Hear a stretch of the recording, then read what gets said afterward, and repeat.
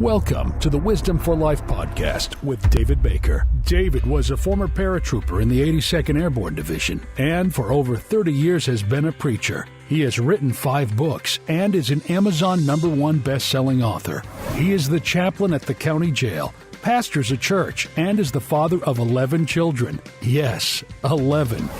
This podcast is here to give you wisdom for your family, your marriage, your children, your finances, your health, and your life. And now, the host of Wisdom of Life podcast, David Baker. Hello and welcome. Welcome to the Wisdom for Life podcast. We want to give you wisdom. Wisdom is knowing what to do and having the power to do it. Wisdom, the right exercise and use of knowledge. A lot of times we know things, but we don't use it in the right place.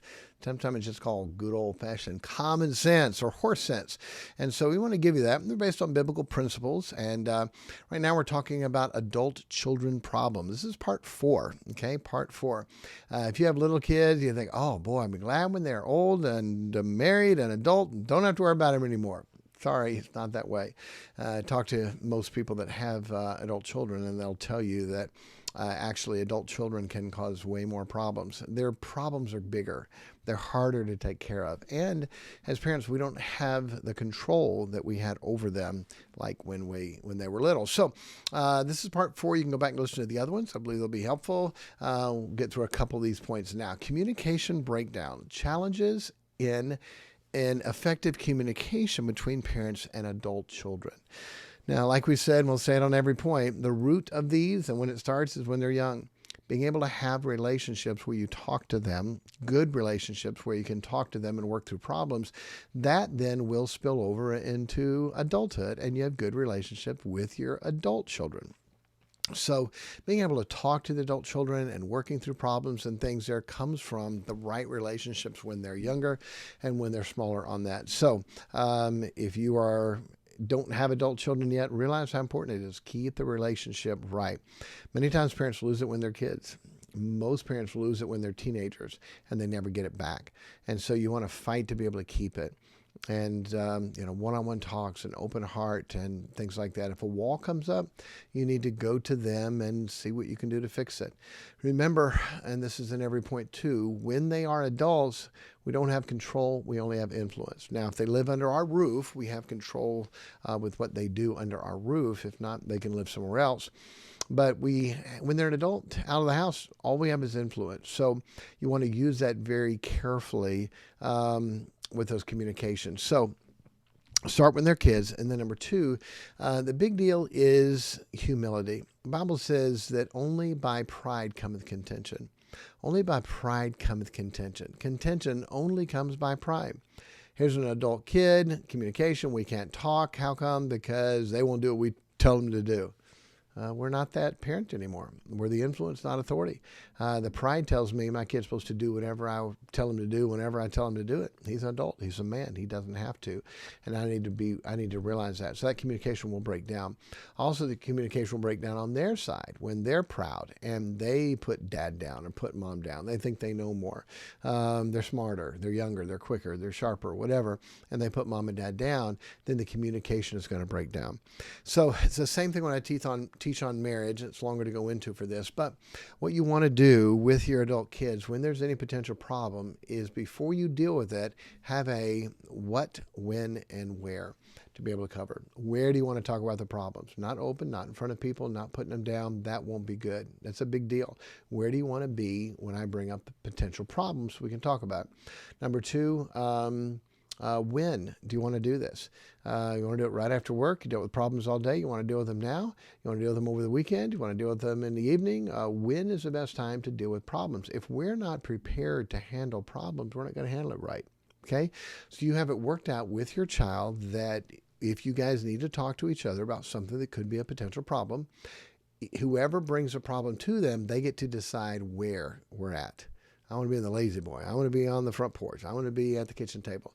They get to decide when. And the other thing is what? And the what is the biggest deal. Let's say your child's got a problem and they need to talk to you. What can your child say to you to put you in a good mood where you're going to handle the problem right? What happens if they bring up a size 3 problem and you don't handle it right? Now we got a size 7. Now they don't handle it right. Now we got a 10. Congratulations. All because we do not. The Bible says the prudent man foreseeth the evil and hideth himself. When you're dealing with problems, the potential is for them to not be handled right. Okay? So what can your child say to put you in a good mood where you'll be glad to worry and fix whatever problems they have? Same thing. What can you say to put them in a good mood? Okay? To be able to handle problems. And I've done this with parents, with children. I've done this with husbands and wives, and it works every time. Very simple. You have, in the UFC, when it started, the Ultimate Fighting Championship, they had 3 rules. Only 3 rules. No eye gouging, no groin punching, no groin hitting, and no biting. That was it. That was it. No eye gouging, no groin hitting, and no biting. And then it was only a $1,500 fine if you did it. Okay, I'll take the chunk out, bite them, and then just pay $1,500. It was banned in most states because it was too brutal. Now they have like 33 rules of what you can do and what you can't do. Okay?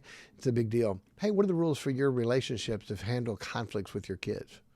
Oh, we don't have any. Exactly.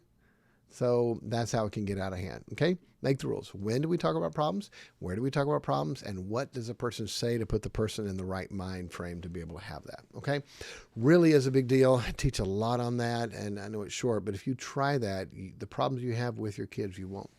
All right, next, decision-making differences. Disagreements over major life decisions such as career choices, marriage, or relocation. All right, this is going to be a little bit hard, but follow me on it. If they're adults, again, you have influence, not authority. So you don't tell them what to do. You don't. Well, they're making a stupid mistake. They're going to mess their whole life up. If you have influence, then you can use influence. If you don't have influence, advice not asked for is seldom heeded and often resented. If you convince someone against their will, they're of the same opinion still. Well, they should handle it better. Yep, and that comes back to what? You teaching and training your children to be wise, to ask adults for advice before they make decisions. Comes back to us. Okay? Listen, my dad is a wise man. And before I got ready to buy a house, I went to him, and my cousin owned a mobile home manufacturer. And I heard they were way better than they used to be, and they build them stronger, and they build them with regular 2x4s. And so I was going to move down here and buy a double wide. And I'm sure my cousin would sell it to me, and that way I don't have to waste money on rent. And talked to my dad. Son, I wouldn't do that. Dad, I don't want to waste money on rent. Son, I wouldn't do that. My dad didn't debate me, didn't argue with me, didn't tell me, didn't even give me all the reasons why. He just said, son, I wouldn't do that. Well, he had influence in my life, and so I gave him influence, so I didn't do that. I had to wait 2.5 years and then bought a house. Well, at the end of 23 years of living in that same house, we sold it for more than $100,000 than we paid for it. You want to take a guess what that double wide would be worth after 23 years and a family with 11 children? If it was still standing, okay? Boy, my dad had wisdom. I gave him influence, and I listened to him. And I am so glad I did. Okay? I'm so glad I did. So wisdom, if our kids don't have it, then why? We didn't teach and still help give them that. So don't. My dad, to this day, if I want his advice, I've got to almost pull it out of him. He does not want to have a conflict. They've never one time told us what to do with our children. Never told us how we ought to handle this or not handle that. Never. How come? So that it phases over. If I want to know, I can go and ask him. And if I push really hard, he may tell me. Okay? And honestly, I thank God for that. Well, they're making stupid decisions and stupid choices. Well, your time to help them with that was when you lived under their roof and had control. Now you just have influence. Okay? Back up. Well, they're going to make mistakes. Yeah, and hopefully they'll be smart enough after they make the mistakes to come to you and say, okay, I blew that one. What do I do next time?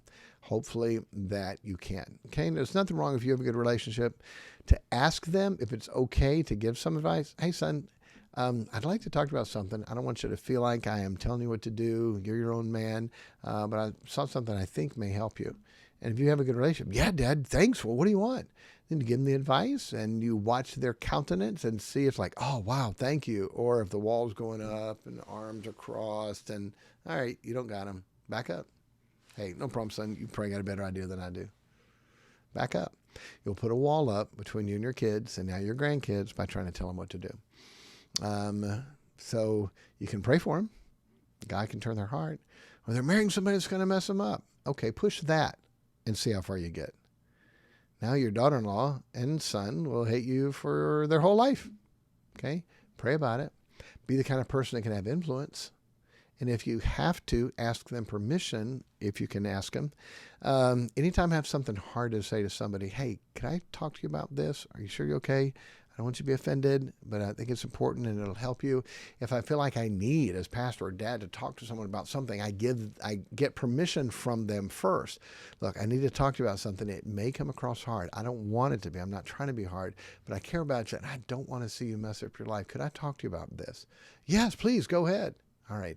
Then you walk into it, watching their countenance, see what they do. If, oh, wow, thank you, or the wall comes up. If the wall comes up, back up, or you're gonna hurt the relationship. Okay, those things are really big. Parents destroy things with their kids, and they wonder why. Look, your child's an adult now. They're not a kid. You can't tell them what to do. You can't make them. You can't do that. And when you do, you're going to create a lot more problems for them. Okay? So, all right. Hey, those are our 2 points for today. Hope that was encouragement. Hope that was a help. Think about those. If you got any questions, let me know. askPastorDavidbaker@gmail.com, and I'll try to include those in some future lessons. Okay? God bless you and take care. Thank you for listening to the Wisdom for Life podcast. If you have any questions for us, email us at askPastorBaker@gmail.com, and we will answer them in an upcoming podcast. The email is askPastorBaker@gmail.com.